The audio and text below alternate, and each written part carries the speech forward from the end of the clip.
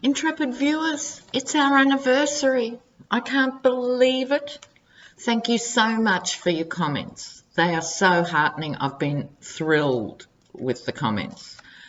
I can't believe Tarot Down Under is a year old on YouTube. So I'm going to have to do an anniversary video, I think. My very first video was the Trump family Christmas. So I'm going to have to do it again, I think, for the anniversary. Don't you, really? Well, also, a couple of days ago, Blotus had announced that Mick Mulvaney is going to be his chief of staff. Mulvaney's on record for saying Trump is a terrible human being, and he only supported him for the party. So it shows how far down the tubes Trump's gone, that he's electing people who openly didn't like him, as opposed to not liking him behind the scenes. Mulvaney's not giving up his day job as budget manager or whatever he is. That'd be a nightmare in itself, wouldn't it? Managing Trump's budget. But really, what can you say? You know, you elect a clown, you get a circus. I mean, really. So now we're going to look at Maria Butina, aka Octopussy, for those of you who are old enough to remember the James Bond film of that name. It's a coup that there's a Russian spy who has pleaded guilty. That's extremely rare. And I'm not sure which department is actually doing her case. I don't think it's Mueller. So for those of you who are more informed than I am on this, please let us know in the comments who's actually running this case against Maria Butina. But it has huge implications because she's already admitted considerable amount, including working since 2015 to open back channels with the Kremlin. I've read on her twice before. The first time, I think it was a tarot first.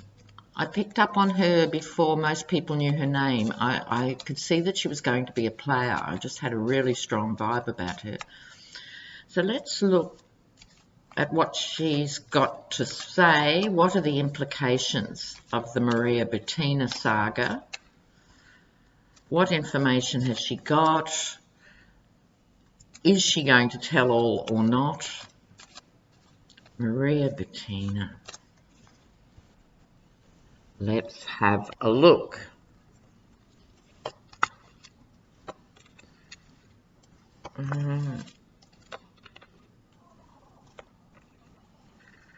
Oh, I think we're only at the beginning of this story. Just at the beginning. It's quite a dark tale in many ways. So with this first 5-carder, you've got group work. This can be, like all the cards, it can have a positive connotation and a negative connotation. In its positive connotation, for those learning tarot, it's about paying the master craftsman who's very good at what they do, right? But there's also, I'll remind you, it's the only card in the tarot deck that has the pentacles depicted as dark money. So it's commonly associated with group work and, in this case, dark money. She is the mercenary in the sense of being a gun for hire, literally. Now, her association with guns, you know, we know that she infiltrated through the NRA. She was very active in the NRA and allegedly represented some organisation in Russia, you know, Citizens for Gun Rights or something. No such organisation exists. As if Vladimir Putin would be allowing private citizens to have vast arsenals of weapons. Anyone who knew anything about the world would have gone ting when she announced she was representing this organisation. No, that would be no. Okay. So, she was the gun for hire, sent in 3 years ago. Okay. And she did a very good job, if you're Russian. Okay, underneath, the Ten of Pentacles represents family money, but also dynastic money. So if you think of the top echelons of Russia as a family too, it also makes sense. She was an intern and worked for Alexander Torshin of the main Russian bank, which is basically Putin's piggy bank. There's also the American interpretation of this, which was NRA in bed with the GOP, money, filthy lucre going everywhere. Money at the root of this. All right. She then gets the Knight of Swords. She was very out there and fearless and charging forth, and she was very successful, apart from being able to infiltrate Paul Erickson, who I suspect is also going to be done for crimes against America. She was able to wheedle her way through a very naive NRA, and in 2015 took a whole pile of them to Moscow and stuff. So this is her in full flight. She appears like this pleasant, well-educated young woman. Don't be deceived. She is a warrior for the state of Russia. Then this card, which I always see as a very smug merchant, someone who will stop at nothing to get their wealth. So this is, I think, in this context, in this mini reading, the GOP, who were quite happy to sell their souls. As I said, some level of naivety with them in this. And that's the successful merchant figure. So that's sort of laying the ground for what she was up to, but it doesn't give us new information. We sort of knew that. So let's dig some more about young Maria Butina. So, she's pled guilty. Is she going to tell the whole story? Or is she going to pull a sort of half-baked version of the truth? So, will she give up the goods? Oh, it's funny, it's come up again. Oh. All right, the answer to that question's no. Even though she's looking at considerable jail time, even though she's prepared to give something, she's not going to give the whole story. I'm actually quite hot now, viewers, because it's summer in Australia. Okay, so why do I think she's not going to give up the whole story? Well, let's step back. She got caught. She was then made an offer she didn't want. That was the plea deal, but she didn't have a choice. She had to do something. So she agreed, apparently, to take the offer. Here she is again in the background, the worry, the card she just got, right? So that was her. Then she got caught and she was made the offer. This is the card that tells a lot. She's holding on to the money, but also symbolically holding on to a lot of the information. It's a card of clinging to what you know as well as the money, right? So she's holding her cards close to her chest. She will give something, but not all. She's evaluating what can she get away with.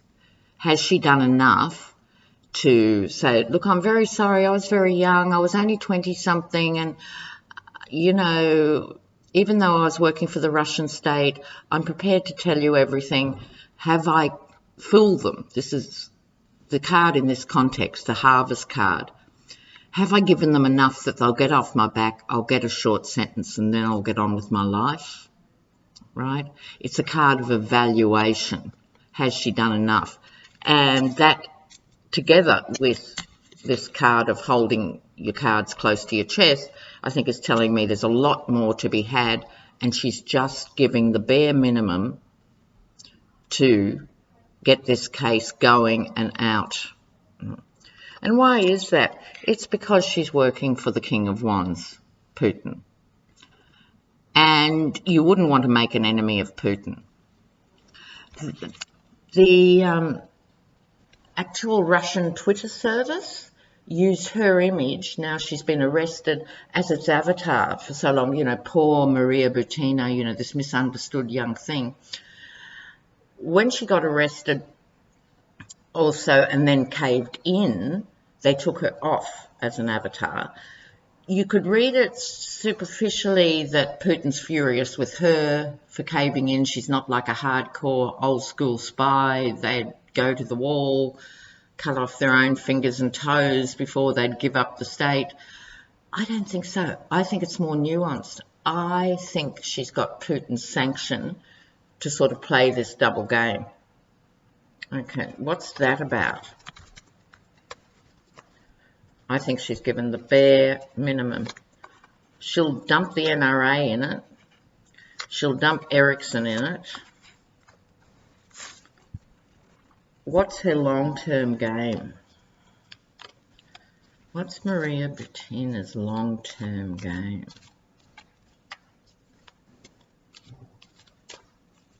Long-term. Where's she at?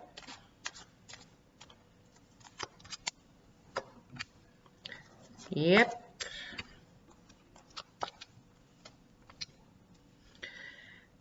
Yeah. Look, people see it as caving in, and it's still a coup for the US to have her, but she is playing the United States. I've just got to have a sip of my drink. Excuse me, my throat. In the centre, her main card, Strength. She's not some little flibbity-gibbet who got caught out and now will just cave in. She has strength, animal strength, taming the beast. She's worked with some heavy guys since she was very young. Heavy, heavy, heavy. She's strong. The Moon. A misunderstood card, but suffice to say for this reading, I'll go with the conventional interpretation of lies and deceit. She'll, I think, not only give only partial information, I think there will be lies deliberately embedded. Okay. Across that, the motivator, the card again of family money, dynastic money. She's protecting a lot of money. Right? She's had dealings with highly moneyed people.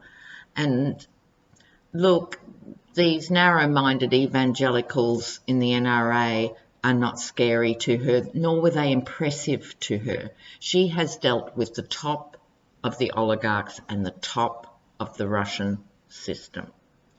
They are just chess pieces to Maria Butina.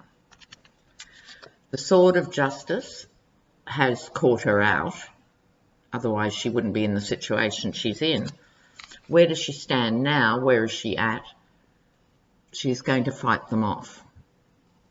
There'll be tears, there'll be contrition, there'll be, I'm very sorry, flirt, flirt, please forgive me.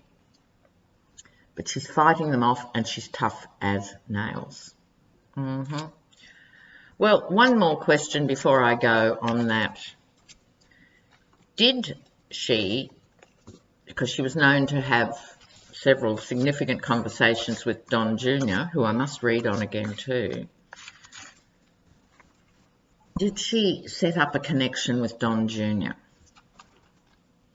Maria Butina, Don Jr.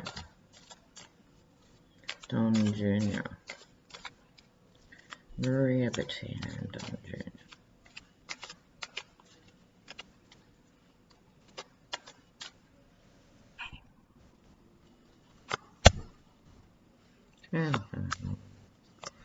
Smooth talk, man. Ace of Wands. Queen of Pentacles.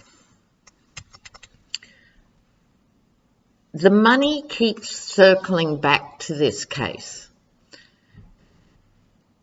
On the one hand, she was the new face of the honey trap, and I've got something else to say about that if I remember. But the Queen of Pentacles, a woman with a lot of money, not Maria Butina, whether it's back to that short list we have of Rebecca Mercer, etc., etc., but the Queen with massive sums of money. The Page of Wands, the gifted orator, in this context, she was very compelling and a very smooth talker. She convinced people via being the magician that she was this smart postgraduate student who was just interested in a conservative agenda. Yeah, right. When really, Ace of Wands, she was out to make a difference and club them over the head. I'll just get a clarifier for that, whether she actually connected with Don Jr. I mean, over and above a conversation, why don't you come to Russia and build a hotel? Don Jr. and Maria, want a clarifier, please? Yeah.